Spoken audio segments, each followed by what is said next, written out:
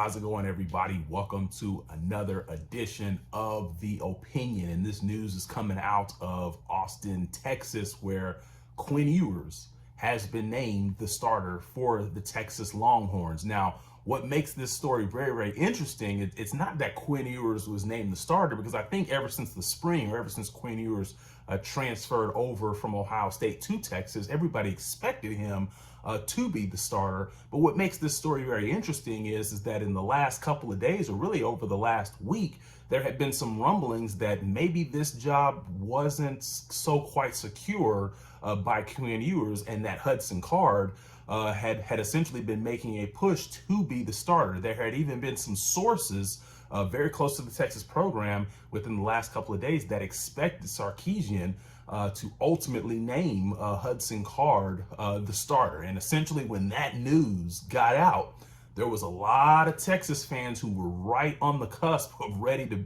basically turn on Sarkisian and say, hey, wait a second, you're supposed to be this quarterback whisperer. You got this five-star quarterback, and you basically are not starting him because he's not picking up the playbook. He's not developing the way that we basically thought he would develop based off some of the reports coming out. So people are were kind of ready to indict Steve Sarkisian as well. And then at the last minute, before the scrimmage on Saturday, which I believe is their second scrimmage, a lot of people thought that Sarkisian would at least name a starter one way or the other after the scrimmage, or essentially on Saturday before the scrimmage.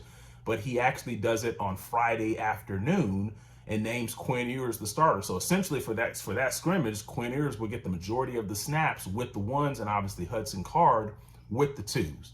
Now, essentially, I know a lot of Texas fans think that, okay, Quinn Ewers is the starter now, we're kind of out of the woods. You may not be out of the woods, but let me give you my take on that. If Hudson Card really was outperforming Quinn Ewers, all the players in the locker room know that. They all know that. Like, at the end of the day, you can fool me. You can fool the reporters, but you can't fool the players in that locker room. And if the players in the locker room feel like Hudson Card had the edge, they would rightfully in their minds feel like, hey, Hudson Card should probably be the starter here, not Ewers. Now, if it's close either way, if the players felt like it was close either way, maybe this isn't something that backfires. But to start Quinn Ewers right now, whenever he was essentially, out of reports, throwing interceptions, taking sacks, different things like that, and Hudson Card maybe had a little bit of the edge, the players in that locker room know this. And so essentially, if things don't go well for Quinn Ewers, which by all accounts, he hasn't taken a meaningful snap since his junior year in high school, which was about 2 years ago, there's going to be some growing pains. And will the rest of those Texas players, will that locker room stay together when there are growing pains? Because obviously Quinn Ewers is going to have to go up against Alabama. You know, good luck there. But then not only Alabama, I believe the Big 12 is going to be a whole lot better of a conference top to bottom this year as opposed to where it was last year. And Texas struggled with teams last year. So will that locker room stay together if Quinn Ewers has some struggles and things like that? Because essentially we know from a booster standpoint and a fan standpoint, they will just be satisfied with just keeping Quinn Ewers out there.